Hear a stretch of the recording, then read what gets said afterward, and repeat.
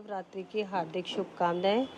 आप सभी भक्तजनों को एक बार फिर जय माता दी। आज द्वितीय नवरात्रा ब्रह्मचारिणी माँ की नव दुर्गा शक्ति का दूसरा स्वरूप ब्रह्मचारिणी है। यहाँ ब्रह्म का अर्थ तपस्या से है। माँ दुर्गा का यह स्वरूप भक्तों और सिद्धों को अनंत फल देने वाला है। इनकी उपासना से तप, त्याग, वैराग्य, सदाचार और संयम की वृद्धि होती है। ब्रह्मचारिणी का अर्थ तप की चारिणी यानी तप का आचरण करने वाली देवी है। देवी का यह रूप पूर्ण ज्योतिर्मय और अनंत भव्य है। इस देवी के हाथ में जप की माला और बाएं हाथ में कमंडल धारण किए है। पूर्व जन्म में इस देवी ने हिमालय के घर पुत्री रूप में जन्म लिया था। नारद जी के उपदेश से भगवान शंकर को पति रूप में प्राप्त करने के लिए घोर तपस्या की थी। इस कठिन तपस्या के बाद 1000 वर्ष तक इन्होंने फल फूल खाकर बिताए और 100 वर्षों तक केवल जमीन पर रहकर शाक पर निर्वाह किया। कुछ दिनों तक कठिन उपवास रखे और खुले आकाश के नीचे वर्षा और धूप के घोर कष्ट सहे। 3000 वर्ष तक टूटे हुए बिल्व पत्र खाए और भगवान शंकर की आराधना करती रही। इसके बाद तो उन्होंने सूखे बिल्व पत्र खाना भी छोड़ दिया। कई हजार वर्ष तक निर्जला और निराहार रहकर तपस्या करती रही। पत्तों को खाना छोड़ के कारण ली इनका नमन अपर्णा नाम पड़ गया।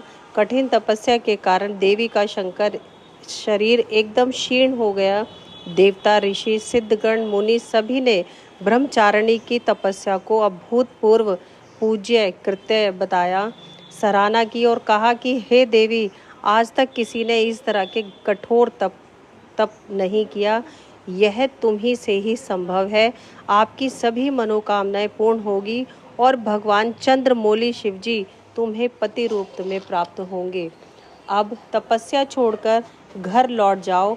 जल्द ही तुम्हारे पिता तुम्हें बुलाने आ रहे हैं। इस कथा का सार यह है कि जीवन के कठिन संघर्षों में भी मन विचलित नहीं होना चाहिए।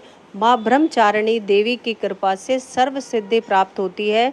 दुर्गा पूजा के दूसरे दिन देवी के इसी स्वरूप की उपासना की जाती है। हमारे जीवन में बहुत महत्व है। और जो देवियों के रूप हैं, वैसे तो माता के सैकड़ों रूप हैं, लेकिन मुख्य रूप से जो 9 नवरात्रों में हम मनाते हैं, ये मुख्य रूप पहुंचे हैं।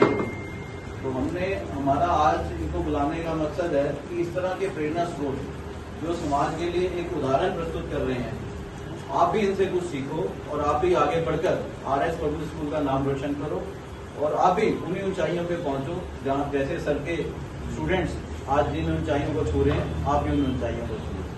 तो मैं प्रदीप जी से अनुरोध करूंगा 2 मिनट जो भी शुभकामनाएं बताते हैं।